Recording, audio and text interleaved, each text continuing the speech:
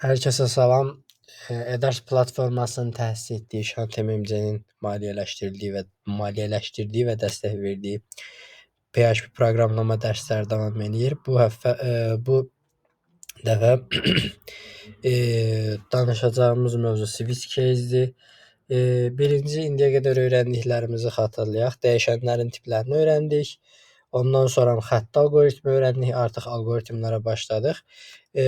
Belədir ki, alqoritmlərin əsas 3 növü var dedik: xətti, budaqlanan və dövri.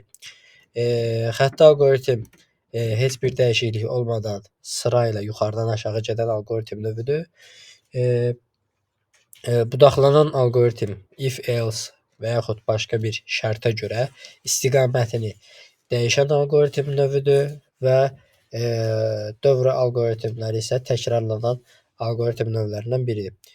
Bu təməl məlumatları da tamamladığımıza görə kodumu yazmağa başlayıram. Bu arada serverim işləyir. Dərs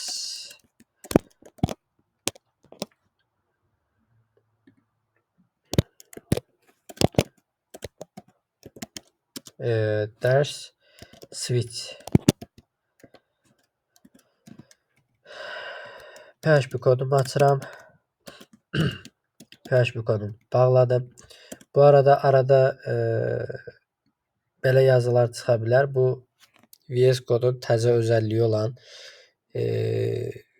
Gemini vasitəsilə kod yazmaq ekləntisindədir. Belə bir şey var. O əlavə olunubdur və ona görə hər dəqiqə adamın əsəbi pozulur. Deməli, PHP kodumu açdım. Switch case nədir? Switch case bizim bir dəyişənimizin olduğunu farz edirik. Ad. Məsəl üçün ad olsun Sadiq. Sadiq.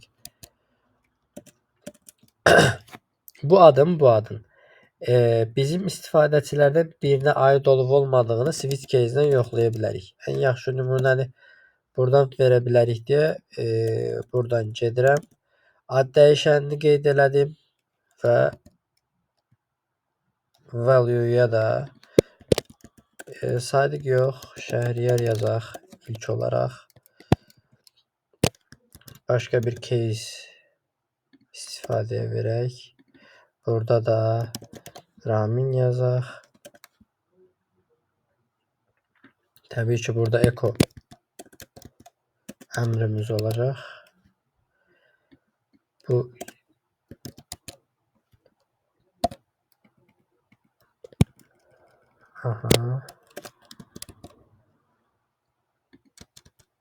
salam ad biraz məntiqsiz olar.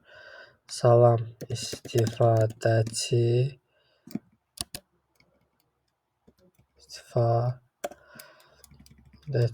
olmamısınız yazaq. Tamam. İşləmə prinsipi nədir? If else-dəki məntiqə uyğundur. Biraz fərqlilikləri var. If else-də biz ortada şərt qoyurduq. Şərti bir-birinə bağlaya bilirdik. Yəni if-də 2 şərt ola bilirdi, 3 şərt ola bilirdi, neçə şərt istəyirsinizsə, ya da ki 1 şərt olurdu. Bunları bağlamaqdan ötürü and or operatorlarımız var idi və s. və ilaxır.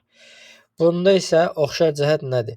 Burada da eyni şəkildə şərtə uyğun gedirik, ancaq şərt bu dəyişənin bura bərabər olub olmadığı situasiyasıdır. Switch-də dəyişəni götürürük, sintaksis eyni bu qaydadadır və ad dəyişəninin Şəhriyar stringinə uyğun olduğu halda bunun gerçəkləşəcəyini deyirik. Break vasitəsilə də kodu burada sındırırıq. Buradan birbaşa aşağı düşmüş olur. Case'lərimizdən biri, yəni variantlarımızdan biri Şəhriyardır, biri Ramindir, biri də defaultdur. Default nə işə yarayır? Heç bir case-ə uyğun gəlmədiyi halda default case-inə uyğun gəlir və bu case üçün biz artıq istifadəçi olmamısınız yazısını görə bilirik.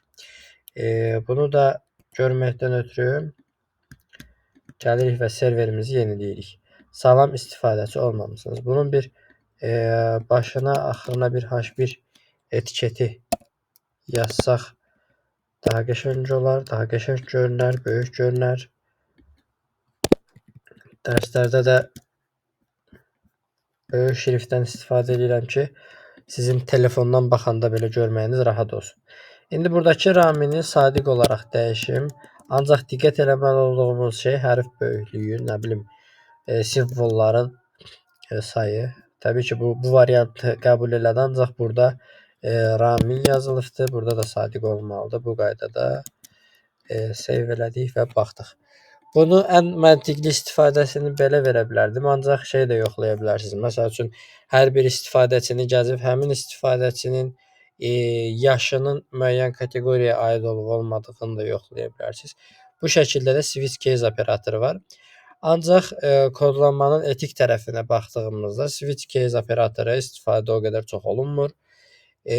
Onun yerinə if else tipində operatorlardan daha çox istifadə olunur. Hətta if else-in müəyyən yazım qaydaları var ki, o da önümüzdəki dərslərdə proqramlamanın bəlkə 202 dərslərində sizin görə biləcəyiniz qaydalardır ki, bu şəkildə kod yazımı daha çox üstünlük verilən kod yazım tərzlərindən biridir. Ancaq biz təməl öyrəndik. Təməldə bu operatorların nə işə yaradığını, basit olaraq kodun nətər yazılacağını öyrəndiyimiz üçün bizim hal-hazırda orayla işimiz yoxdur. Switch case-dən bu qədər. Gələn səfərki dövrə operator dərslərində görüşmək üzrə.